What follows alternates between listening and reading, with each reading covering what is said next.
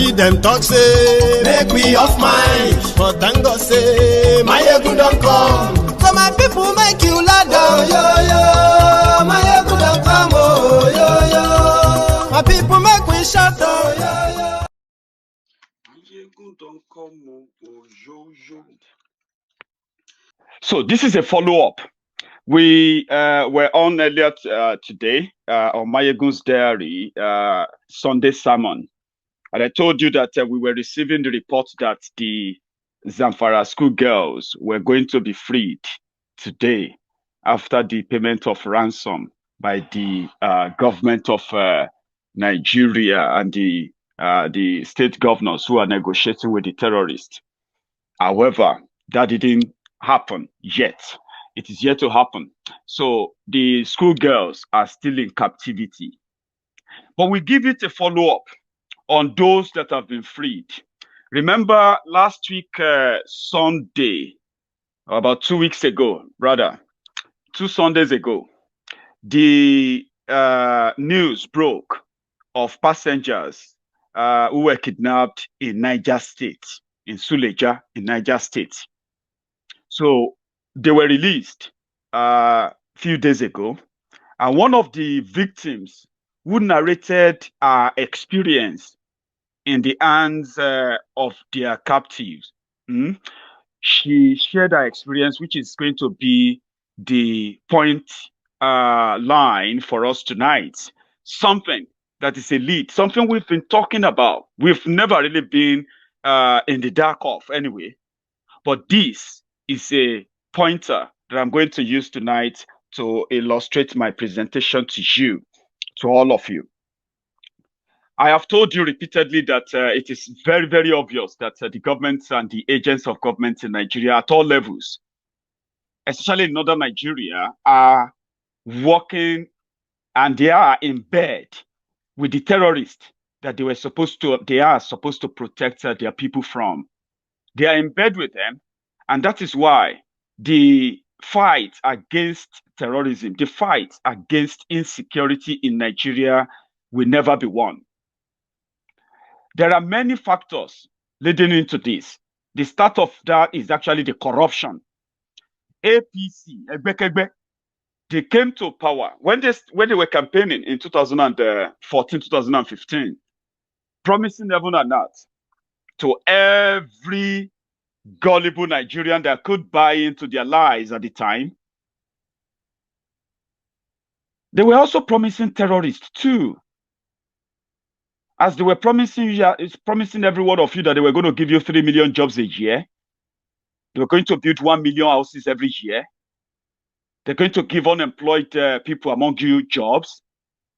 They're going to give you money to start businesses. And they are going to make education free from primary school to university level.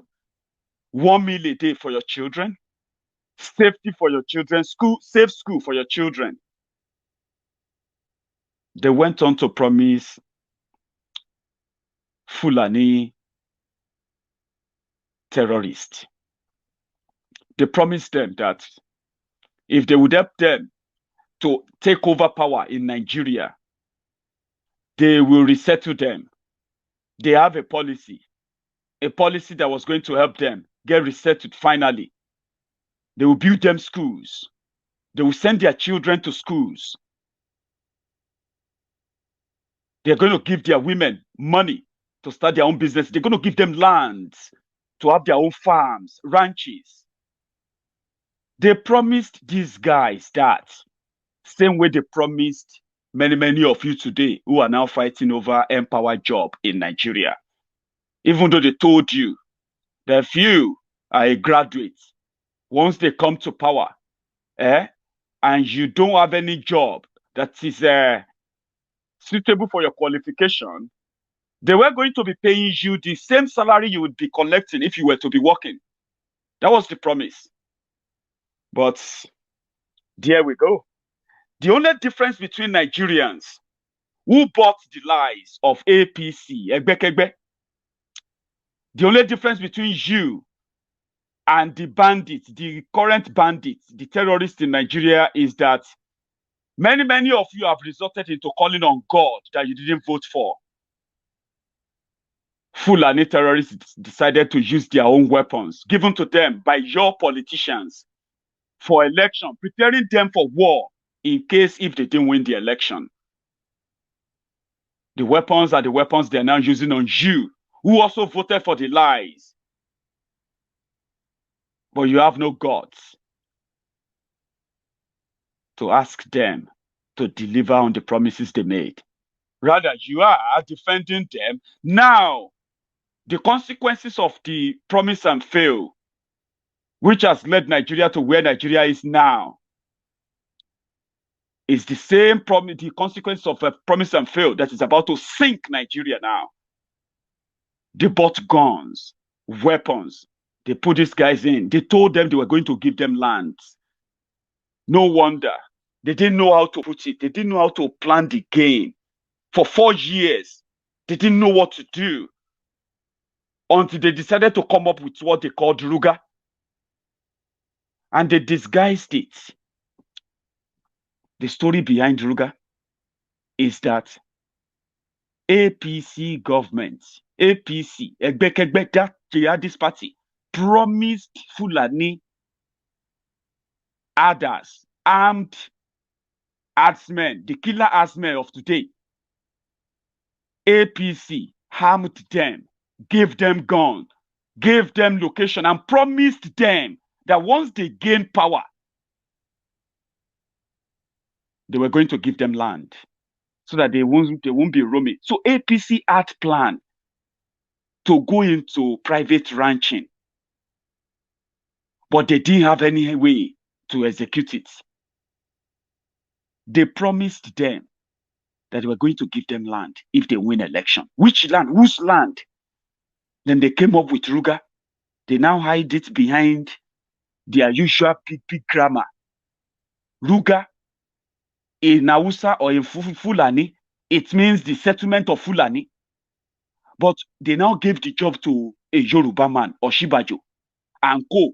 They put every one of them together. They made Oshibajo the chairman, the person to find solution to farmer others clashes. They had no plan for them. So they now hide it behind the big grammar, rural grazing area.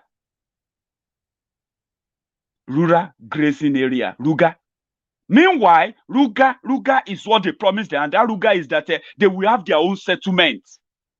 They will have their own settlement wherever they want. Once APC win the election. So Pastor Ruga, Ikene Shatabandu, they started pushing, using media, using different narratives, trying to make people see why they have to. Even Femi Adesina came out to us to tell us that we have to choose between our life and our land. So they promised them, but they decided to pick up guns and start kidnapping all of you, killing, ransacking, destroying everywhere. But instead of APC to now use their military to stop them, now that they have turned to crime, Abi, since you can't fulfill your promise, you gave them guns. Now they have the guns. They don't have anything, no education. That's what they said. They said, we have no education. And we have no nothing. We cannot work in any office. The only thing we know is this. But Buhari promised us. All these APC, PDP, criminal governors in northern Nigeria, they promised them to give them land wherever they want. And southern Nigeria seems to be the fertile land for their cows grazing. So they can no longer control them. So they decided to pamper them. They decided to cover them. They decided to do all of this that is now leading to a total collapse of Nigeria. This lady said this. Let me share. The man you're talking about is the leader? Is the leader. Did he say his name? Yes, he said his name, something like Kachalla Ali. Something like Kachalla Ali. They were just complaining about the government, that the government promising them something during the election. All these fake promises of politics. So they didn't fulfill it. That was what tempted them to be into this bandit of 18 and kidnapping. But what they promised us that, I now asked one of them that, what do you want from the government? They were telling us that what we want is that if the government can fulfill their promises. And I asked them what was their promises. They were saying that shelter. The government promised them to give them hospital, good education. They will pay some of them salaries, something like that, farms and everything. But the government refused. After the election was fulfilled, the government now decided not to fulfill their promises. That was what they've been saying. It's government. So, 7 days in the bush. How were you faring? What were you eating? What were you drinking? We've been drinking dirty water. That is the river water. The water they will bath with the water in the river. They will now give us to drink it. I'm very happy. I thank Allah subhanahu wa ta'ala for rescuing us, because most of my family was the largest members of this thing. Kidnapped this thing. We are the largest.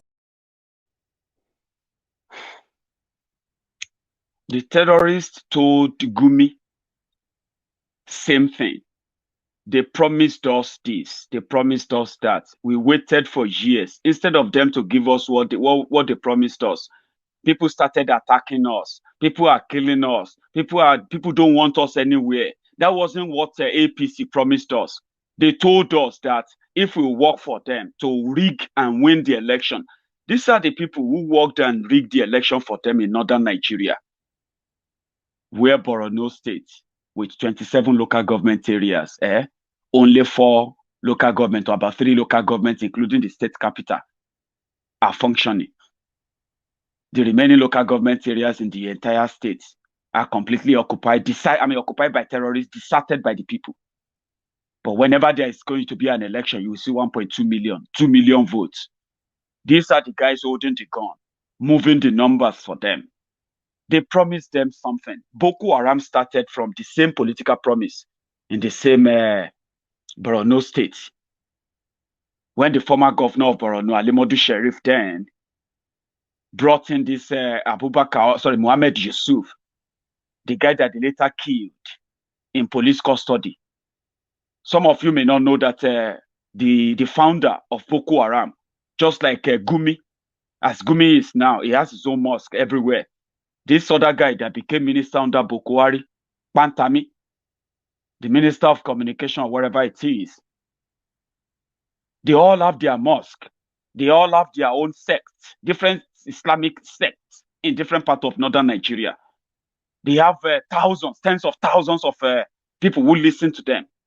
Same was the leader of Boko Haram, Mohammed Yusuf. Mohammed Yusuf was a political thug for Alimodu Sheriff, the guy that was governor then. He even became a political appointee of Alimodu Sheriff in office until they decided to sacrifice him. He was accused of being an extremist, accused of being an opposition and criticizing the governor. So they arrested him. After they arrested him, they tied his hand. They accused him of plotting to kill the governor, kill some people in their state. The same guy that was sitting together with the governor, eating together with all of them, who were their political criminals, just like you have MC Oluomo in Lagos. You know that MC Oluero of Lagos? That's what Mohammed Yusuf was to these guys in northern Nigeria. So what happened? They arrested him. Then the next thing, his picture, his lifeless body surfaced on the internet. He was killed. They said he was trying to escape. How can somebody that was his hands were tied to his back, his legs were tied? How can you say that person was trying to escape? They decided to just kill him. That was the beginning. Meanwhile, these are the guys who are ready to kill, burn houses, kill human beings, burn everybody down just simply because they feel like you have insulted Muhammad.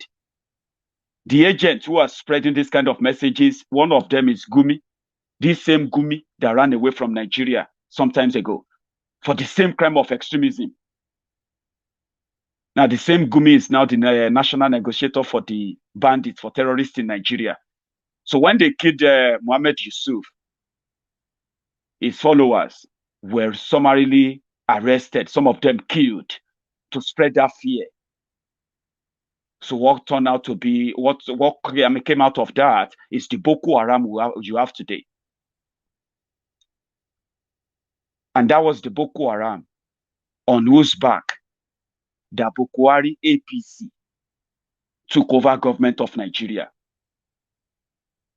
6 years after that, Nigeria is about to go to war simply because Fulani terrorists promised land by APC. They promised them land. Land from who? Whose land? But because they couldn't fulfill that, the rest of the country will have to pay for it.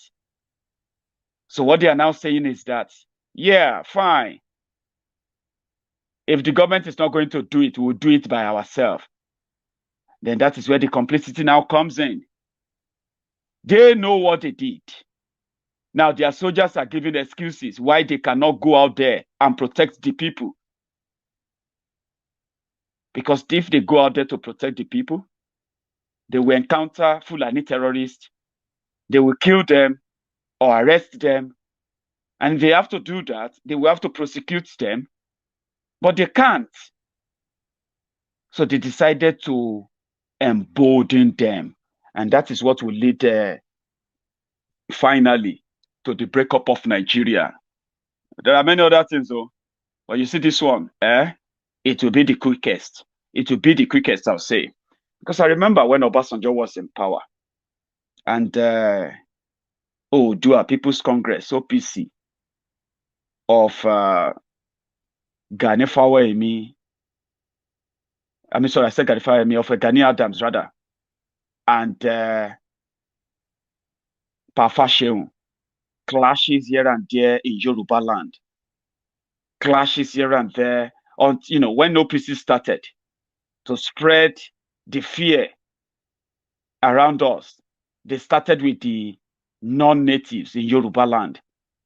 We thought they were defending us at the time, until they turned on us ourselves, until Yoruba started becoming victims of arbitrary use of power of OPC members in Yoruba land. They started delving into settling debts for people, where if you are accused of owing somebody and OPC is invited, you are you will be half dead by the time they let you go. So Obasanjo was president. When OPC and the Hausa Fulani clashes in Yoruba land was escalating, Obasanjo was president, which is one Nigeria, at least to prove it's one Nigeria. He did not spare the OPC. This is what Obasanjo said then. Let me just a reminder. The police have acted according to the instruction they have been given, that any criminal should be shot at sight. But now they have even got additional instruction. Anybody who calls himself OPC should be arrested, or if he doesn't give himself to arrest, he should be shot at sight. We cannot allow this country to be taken over by hoodlums and criminals.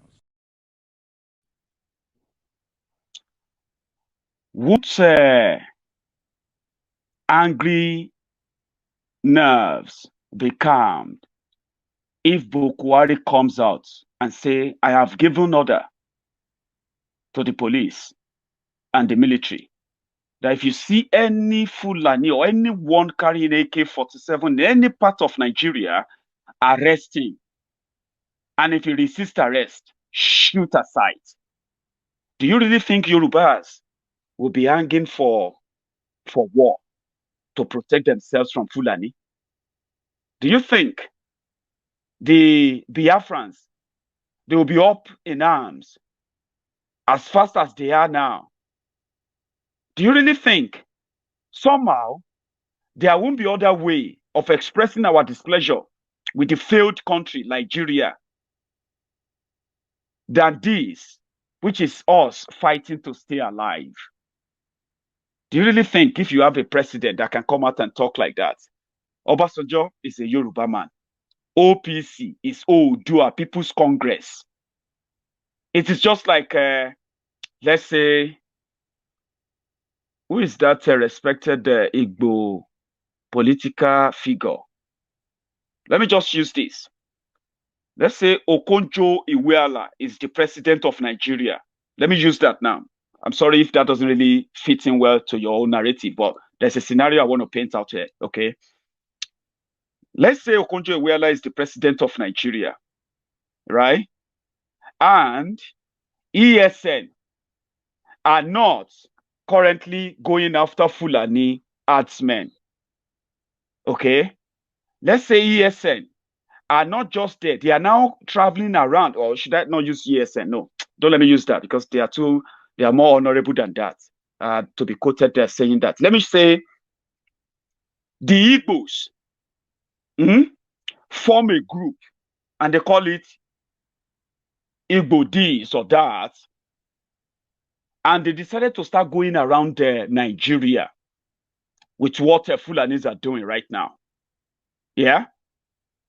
And if she comes out to say, if you see anybody committing this particular crime, be it Igbo, Yoruba, or Hausa, or this particular name, this group, they should be arrested.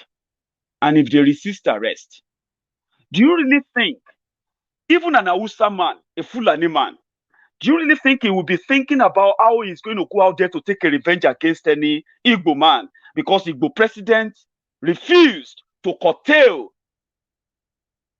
Igbo hoodlums. Even though that's a completely different scenario. Obasanjo did it. We haven't had an Igbo president yet. So I'm not going to really be able to judge them on that pedestal. But Obasanjo did it. A local vigilante, socio-cultural vigilante group, OPC, who turned out to be a real mayhem on us. I wasn't too young then. And immediately Obasanjo made that announcement. Immediately, it was obvious that they are, I mean, if you are for peace, you have nothing to worry about. Okay? But if you think because you're a Yoruba man and a Yoruba president, and you can go all out there, commit all manner of crime, believing that you'll be covered up, which is a reality, except for these guys, these northern criminals. So they promised them to sacrifice all of us, including those who didn't vote for them, to sacrifice us to the gods of the Fulani terrorists. That's the situation. So now that we know, evidently, that it is the government of Nigeria behind the act of terrorism in Nigeria, can we get the real support from outside Nigeria to start with? And can we all have a consensus that defending yourself in the current Nigeria is a task that must be done? By all means, you cannot go to government for help. You know you can't. You won't get it.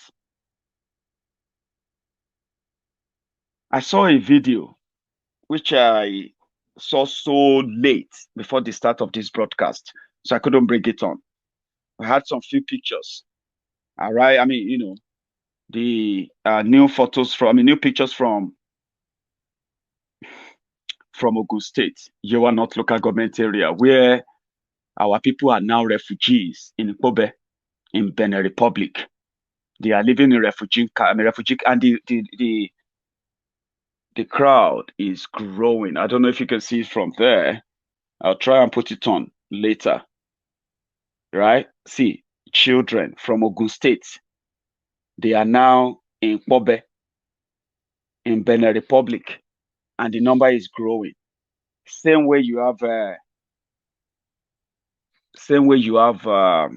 refugees from Katsina, currently in Niger Republic, as refugees from Borno, outside Nigeria, over 300,000. Now we are going to start having humanitarian crisis in at the border town of Yoruba land. People are already running away from the villages in so many villages in Oyo State, Ibarapa area. People are already abandoning their farms, abandoning their villages, running to the neighboring countries. As we speak, the number of these people from Ogun State who are now refugees in Kobe, this is a true picture. This is today's picture. That is Yoruba land. 2021, we are going to have to deal with a lot of that. You should have that in mind. Simply because some people made deals with the devil just to gain power. And here we are. I want to show two video because this one is what the bandits, their own position, why they are doing what. Buhari just wanted to be president and to be taken care of, which is what it is now. So now that you know, I don't know how prepared you are for 2023.